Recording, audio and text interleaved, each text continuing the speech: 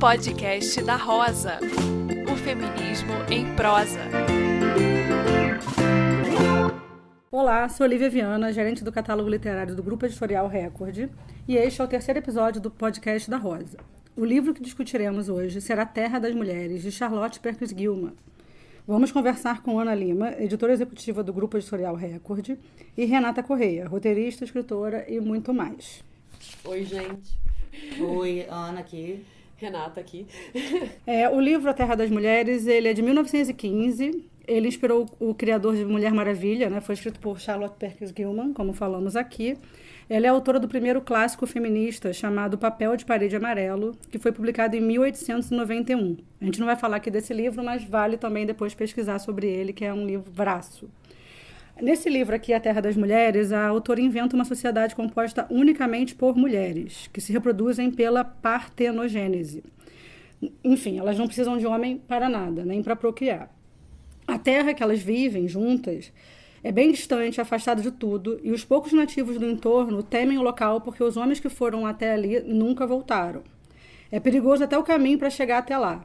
Eis que então 3 homens norte-americanos exploradores, expedicionários, ao saber da existência dessa terra, cismam em ir até lá. Se preparam mesmo para isso. Eles tinham dinheiro e curiosidade suficiente para esse empreendimento, que deu trabalho, eles ficaram muito curiosos para ir até lá. Dos 3 homens, um é o típico macho orgulhoso de machices, que basicamente queria ir até lá só para mostrar para todas elas que elas precisavam dele, né? Queria seduzir e tudo mais que um típico macho desse naipe assim costuma fazer, né? Aí tem o outro que é mais romântico e o outro mais sensato, que é o narrador. Mas tanto faz, são todos homens de 1915 que se deparam com uma terra de mulheres independentes e completamente autossuficientes. E isso já é problemático o suficiente para o livro começar, né? Queria falar com vocês, então, acho que podia começar com a Ana, né? Porque a Ana Lima, além, né, de editora executiva de outros selos do grupo, ela também edita a Rosa dos Tempos, né? E o Rosa dos Tempos é um selo feminista que busca ser o mais includente possível com todos os tipos de feminismo, né, Ana? E, enfim, a gente já pode aqui, então, antecipar a problematização do fato de, nessa sociedade da Terra das Mulheres, a maternidade ser uma religião e a vida doméstica ser o centro da dinâmica delas, né? Sim, a Rosa, a gente tem procurado mesclar bem, assim, livros contemporâneos de não ficção e clássicos de ficção que estão esgotados ou coisas que nunca foram publicadas no Brasil. E o Terra das Mulheres é um deles, que foi publicado há muito tempo atrás e pela Vozes e estava aí fora de catálogo há um tempo.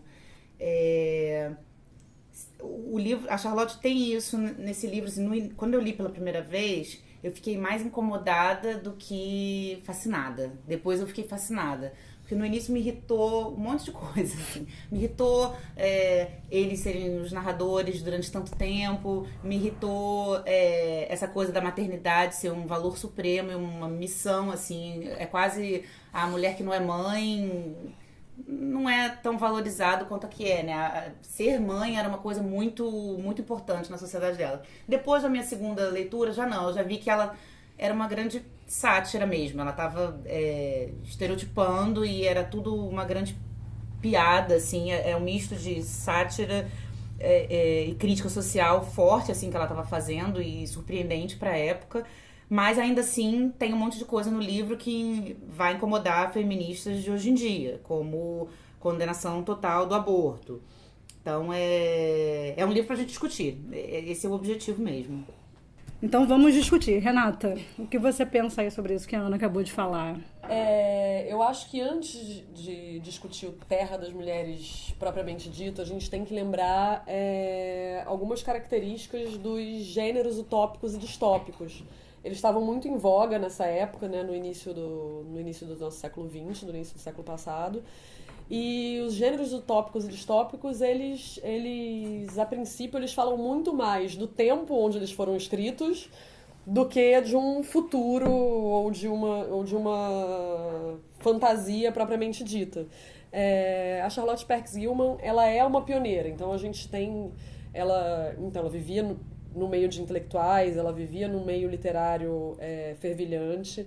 Ela foi criada por mulheres também muito extraordinárias para sua época, que acho que isso deu autoconfiança para ela ser a autora que ela foi. E eu fico imaginando ela como autora, se ela não teria esse desejo de refletir a sua época, e de ter esse desejo de se inspirar no cânone e fazer a sua própria utopia e fazer a sua própria narrativa utópica. Eu estava conversando aqui com a Ana antes da gente começar, que eu fico imaginando até as engrenagens do cérebro dela, tentando... Porque o gênero utópico, as utopias e distopias, elas são uma necessidade de resolver um problema social.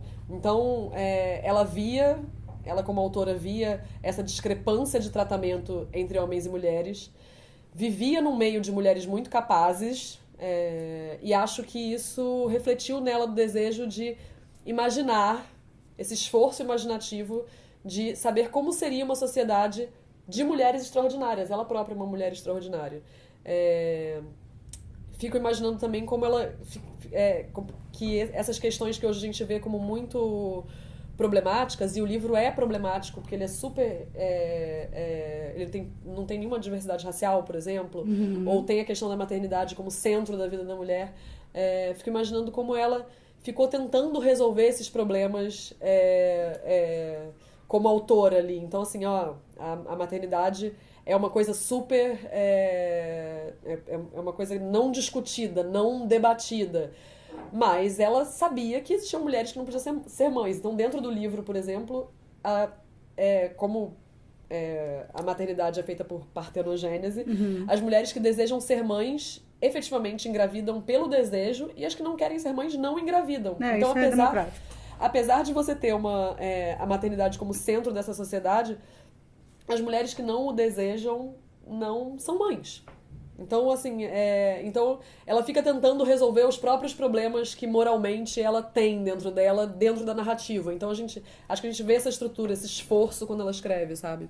É muito incrível mesmo. Ela faz e dentro dessa problematização que você fala que são várias, uma coisa que também eu destaco é que o tempo todo ela fala de civilidade, de civilização, pensando o tempo todo nos Estados Unidos e na Europa, né? Uma coisa que a gente consegue realmente enxergar ali.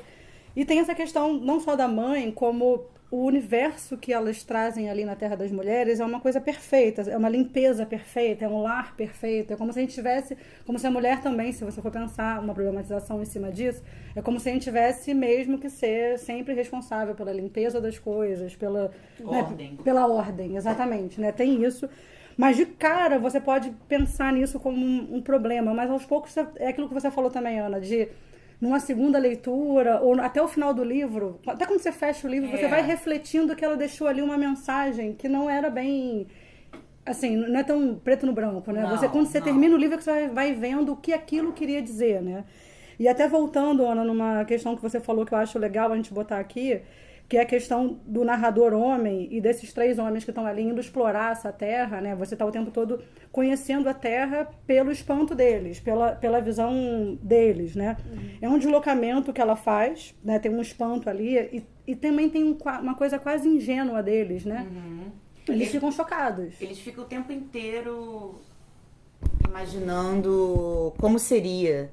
Né? Eles falam várias vezes, tem várias cenas que eles narram isso, não, porque o primeiro contato, né, que eles têm eles estão fazendo uma outra exploração e um nativo fala, existe essa lenda que tem essa terra de mulheres no alto e que só tem mulheres e tal, e aí eles ficam super curiosos e o Van, que é o narrador e o que tem grana pra montar a exploração, uma outra expedição, decide, não, a gente vai voltar e vai achar esse lugar e tal. E isso é uma coisa demorada, e no caminho eles ficam o tempo inteiro imaginando, não, é impossível, tem que ter algum homem, imagina como deve ser uma coisa completamente selvagem, não deve ter organização nenhuma, como elas comem, como elas se protegem da chuva, como elas procriam, enfim, eles têm muitas dúvidas e algumas certezas, entre elas é a certeza de que tem que ter um homem nesse lugar em algum momento, nem que o homem vá de vez em quando, mas assim, tem que ter, é impossível. Eles também não imaginam como é que uma sociedade, como é que alguém, assim, um grupo poderia se estabelecer seguramente sem homem. Sem um homem. Sim, eles imaginam elas fracas, eles imaginam elas desorganizadas, tudo contrário, né, da civilidade que eles encontram quando eles chegam lá, eles veem que é tudo diferente. Assim que eles estão se aproximando, já, ainda no avião, né, no bimotor lá, eles veem as plantações perfeitas, aquela coisa assim, Então, ele já estranha, assim. E se não me engano, nessa hora, algum deles fala, tem mesmo que ter homem aqui, isso é Sim, muito organizado, isso é muito organizado. Fala. Isso e é quando muito... eles descem também, que eles veem uns pomares e sistema de irrigação e tal, como é que pode? Tem alguma... não é o que a gente esperava. Então, elas são mais civilizadas do que a gente estava imaginando, e aos poucos eles vão adentrando na Terra e veem que realmente não tem homem, só tem mulheres, crianças, e adultas e adolescentes, mas só mulher. Só mulheres. A Renata também, a gente um pouquinho antes de começar, a gente estava conversando, a Renata falou uma coisa interessante, porque de primeira a gente se espanta com esses 3 narradores homens. E até a Ana brincou que às vezes se irritou também, né? De ter esses 3 homens contando sobre isso. Mas tem aí também um recurso, né, Renata? Eu fico imaginando a quantidade de autores homens que escreveram personagens femininas completamente estereotipadas e o quanto na escrita da Charlotte a gente vê um certo sarcasmo, uma certa ironia e um humor quando ela descreve as personalidades desses 3 exploradores. Então ela faz 3 personalidades que a gente... que curiosamente foi escrito em 1915, mas a gente vê até hoje. Sim. Porque a gente tem o Terry, que é completamente machista, descrente no que as mulheres podem fazer, vê as mulheres apenas como... subjuga, completamente. Seres de segunda classe, subjugados por ele através do sexo ou através da feitura das coisas domésticas. Você tem o Jeff, que é, teoricamente, o bonzinho, mas ele é super paternalista, ele endeusa as mulheres como se elas fossem seres completamente frágeis, e ele também se espanta quando ele chega na Terra das Mulheres. E a gente tem quase o nosso esquerdomacho, né? Que é sensato, equilibrado. Ele é o esquerdomacho. O Van, que é o nosso narrador. E que ele também é um estereótipo desse homem que se espanta, que quer aprender, quer ouvir. Então chega a ser moderno, né? Sim. O que a gente observa aí com esses estereótipos de homens que a Charlotte criou. E tem muito humor nesse lugar, porque quando eles falam, só podia ter homem, e aí eles chegam... E eles acham a sociedade europeia e eurocentrada, eu acho que aí tem uma outra camada que eu vou chegar até lá, uma sociedade europeia eurocentrada ou norte-americana é o melhor tipo de sociedade que pode ter, e quando eles se confrontam com essas mulheres, elas ficam espantadíssimas com a quantidade de desigualdade social, com a pobreza, com a violência. Então, assim, eles são tão macho-centrados que eles imaginam que a sociedade... que foi construída em cima de valores masculinos, é a melhor coisa que pode acontecer. Verdade. E é chocante pra eles quando eles chegam numa sociedade que é mais organizada, mais justa, mais igualitária, e ela foi construída por mulheres. Existe também, existem algumas teorias sociais que falam sobre como as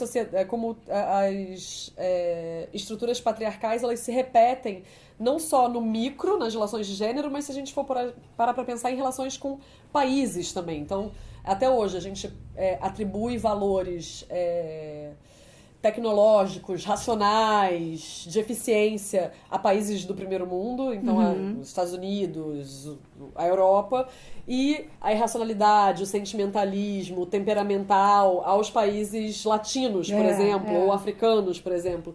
Então, a Charlotte, ela tem esses exploradores super racionais que vão para essa terra inexplorada, que tem uma sociedade feita de mulheres, então a descrença deles é completa, porque eles vão para um lugar que é totalmente subdesenvolvido, selvagem, que tem características femininas de irracionalidade, e chegam lá e encontram uma sociedade de mulheres muito organizada, muito racional, sob valores humanos e de justiça, e é um choque, né? Porque é totalmente contra o que você imagina num lugar, entre aspas, selvagem. Né? Em mais de um momento você vê o choque deles, eles ficam até sem graça em diálogos, né? Quando elas falam... Tem alguma hora também que fala sobre casamento. Na hora que eles começam a explicar o casamento, que eles falam sobre o nome. Então, se a gente se casar, você vai ficar com o meu nome. Aí são coisas que a gente já naturalizou. E elas não entendem. E elas acham aquilo um completo absurdo, né? Sim. Mas como eu vou abrir mão do meu nome, ficar com o seu nome, pra quê? E aí tem uma hora que ela ainda fala, mas antes disso, as mulheres não têm nome. E aí ele fala, tem sim, elas carregam o nome do pai. Então você vê que o tempo todo você tá com o nome de um homem. Ou é o seu pai, que é claro que você pode, né, hoje em dia, você pode usar o nome da sua mãe quando você se diz fulana. Mas ainda é comum, hoje em 2018, ainda é comum você usar o seu último sobrenome, que costuma ser o do pai, né? É mais comum isso do que... Então tem várias normatizações. E no casamento usar o do marido. O do marido. Hoje em dia muita mulher já não gosta mais, mas tem umas que fazem questão, né? E tem essa coisa de vários termos que eles, como a Renata falou, que foi construído, né, em sociedades altamente patriarcais, que eles naturalizaram e acharam o máximo, e ali em conversa com elas, eles mesmos iam vendo que estava tudo errado, né? Eles estavam sem graça em relação à realidade deles ali. E tinham, assim, a gente pode pontuar aqui várias coisas que, quando eles se esbarram com elas ou com a terra delas, que eles ficam completamente espantados. Praticamente tudo, né? Tudo é um espanto para eles. Mas tem uma questão também que eles ficam pensando muito que vai ter muito frufru, elas vão costurar o dia inteiro, que elas vão ser sensíveis. E quando eles chegam lá, eles veem, na verdade, uma sociedade de mulheres que tem corpos que são máquinas, né? Elas correm como... Tem uma hora que eles falam... Elas correm muito, elas são fortes, elas são, né, altamente... Tanto que elas conseguem prender eles 2 vezes. Elas que fazem a lei ali, elas que... Não só a lei, como elas que fazem o policiamento de tudo, né? Em algum momento, alguém fala... claro que é o machão. É o Terry. Ele fala, eu gostaria de andar por aí, não fique com medo. Aí ela fala, não, isso daí, você andar por aí é muito perigoso. Aí ele fala, não se preocupe, eu sou civilizado, eu não vou fazer nada com as meninas. Aí ela fala, não, o perigo é você, elas é que podem te machucar. E claro que ele não espera nem um pouco disso, né? E no final das contas, a gente não vai dar tanto spoiler, né? Melhor não falar, mas enfim... Mas isso não exime ele de assediar na primeira oportunidade isso não exime... Na primeira oportunidade que ele tem. Eu quero até trazer uma notícia mais contemporânea agora. O ator que interpreta o Super-Homem nos últimos filmes da franquia, o Henry Cavill, ele simplesmente falou que no auge do Me Too, ele não paquerava ou saía com mulheres com medo de ser denunciado. E aí eu só pensei, bom, se ele não sabe a diferença, ele... Com certeza assedia, né? Com certeza. Exatamente. A diferença entre paquera e assédio, você tá fazendo alguma coisa errada. E o Terry é muito isso, né? Ele acha que é galante. Ele acha que é galante a insistência e o direito dele em assediar uma das meninas que se aproxima mais dele durante a narrativa, assim.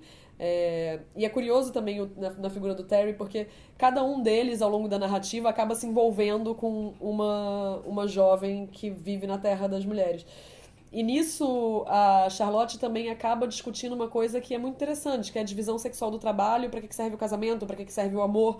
Então, eles explicam como funciona o casamento na sociedade deles. Tá, e aí? O que acontece depois de um casamento? Então, assim, tipo, a mulher fica em casa, fica no lar... E a gente dá em troca pra vocês amor e proteção. Tá, mas pra quê? Sim, isso é bem questionado. E como acontece, né? Mas por que você escolhe essa pessoa? Aí fala de se apaixonar, enfim. E elas se espantam também porque a questão do trabalho, né? Que eles falam que as mulheres não precisam trabalhar. E isso pra elas é inaceitável, porque tudo delas é baseado na divisão de trabalho entre elas. E eles ficam sem graça também, como isso que a Renata falou, que cada vez que eles vêm lá com... De onde eu venho é o máximo, é totalmente civilizado. Uma das coisas que deixa os 3 sem graça, na verdade, é quando fala as mulheres que trabalham são aquelas pobres, né? Você só vai precisar... E aí elas se espantam com outra coisa, que é o termo pobreza. Porque aquela terra ali, não existe pobreza. É uma espécie de... É quase um socialismo, né? Tem uma questão ali que realmente o tempo todo há uma parábola sobre o como... Tudo que eles acham que é o máximo vai se desconstruindo ali conforme a narrativa vai. Até essa questão que a gente está falando do machão dele, que ele, enfim, acaba tentando assediar, e é muito intrigante mesmo essa questão que elas não têm relação sexual nenhuma. Né? Você podia ter, em algum momento, você podia questionar, será que elas têm alguma relação entre si? Não existe. Ali a questão é muito mais ligada a relações amorosas do que relações sexuais ou desejo. O desejo ele não está presente nessa terra das mulheres, né? É afeto e companheirismo entre elas, né? Porque tem as que têm filhos, tem as que cuidam, porque tem todo um processo lá super definido sobre quem tem filho, depois tem outras que são as que cuidam dos filhos e é tudo bem dividido, assim. E todo mundo se ajuda em tudo o tempo todo, mas não tem namoro, né? Não tem ninguém namorando, porque afinal de contas não existe o desejo, né? Foi o que você falou antes um pouco também, dessa asepsia. É uma sociedade sem violência, sem sexo, sem doença, né? Acho que também fala isso, que elas que não tem doença. Sem pobreza. Sem fome.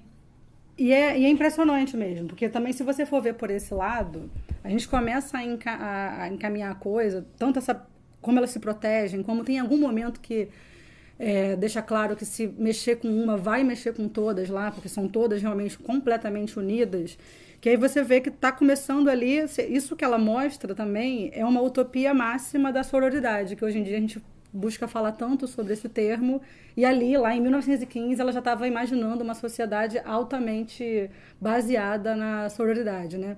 E também, assim, a questão, essa sociedade só tem mulher, não tem jeito, né? Porque esse parto via... Não nasce homem. Não nasce homem, só nasce mulher. E, enfim, realmente... A partir daí, elas têm que se proteger e elas realmente se protegem o tempo todo, né? Tem a questão do que você falou antes, quando ele começa a tentar forçar a barra com aquele casa.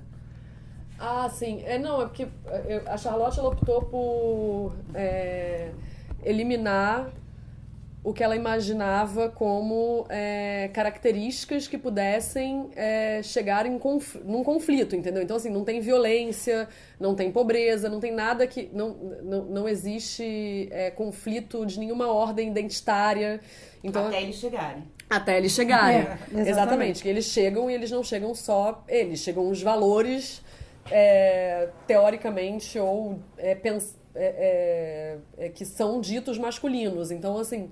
o desejo e a ausência de sexo, para ela o que pra gente pode ser totalmente distópico, porque na segunda onda feminista a gente fala muito sobre o direito ao nosso próprio corpo, o direito à nossa sexualidade. Para ela, você retirar da equação a sexualidade, teoricamente pode ser algo libertador, porque se o sexo era algo que era negado à mulher e era obrigatório no casamento, ele é só um dever reprodutivo. Então, assim, você retirar o sexo dessa equação pode ser visto por vários prismas, entendeu? É o contrato sexual. É o contrato sexual. E se você... ela é curioso que quando o desejo sexual se manifesta nessa narrativa, ele imediatamente gera conflito. É verdade. Ele imediatamente gera conflito. Então, assim, mesmo o Van, que é o nosso esquerdomacho centrado e equilibrado, a questão sexual dele com a Elador, que é a jovem da Terra das Mulheres que se interessa por ele, é sempre complicado. É o único momento onde se gera conflito entre esse casal tão harmonioso. E aí vai o spoiler, né? Eles são expulsos da Terra das Mulheres quando o Terry rompe esse contrato e tenta violentar a esposa dele. O que eu acho também muito curioso, que não se falava em 1915 em estupro marital. Sim. Sexo era dever da mulher prover o sexo ao marido. Então, assim, quando existe um contrato de casamento entre duas pessoas e a Charlotte Perkins Gilman questiona que o sexo é um dever desse contrato, ela está adiantando uma discussão que a gente está tendo muito recentemente, na verdade. Ela foi bem visionária nesse sentido. É impressionante mesmo, né? Eu acho também a gente tem que, aqui seria bom para a gente encerrar essa conversa, a gente deixar bem claro que é incrível, você fecha esse livro, muita coisa te vem à mente depois e dá muita vontade realmente da gente se unir mais, de você realmente ver que tem muita coisa para se fazer se a gente se unir mais.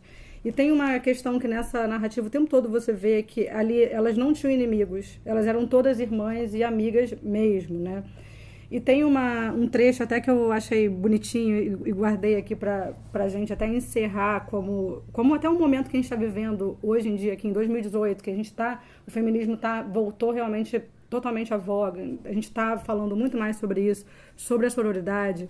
Tem um trecho que ele fala, ficaram mais próximas, apoiando umas às outras e suas irmãzinhas, desenvolvendo poderes desconhecidos sob a tensão da nova necessidade.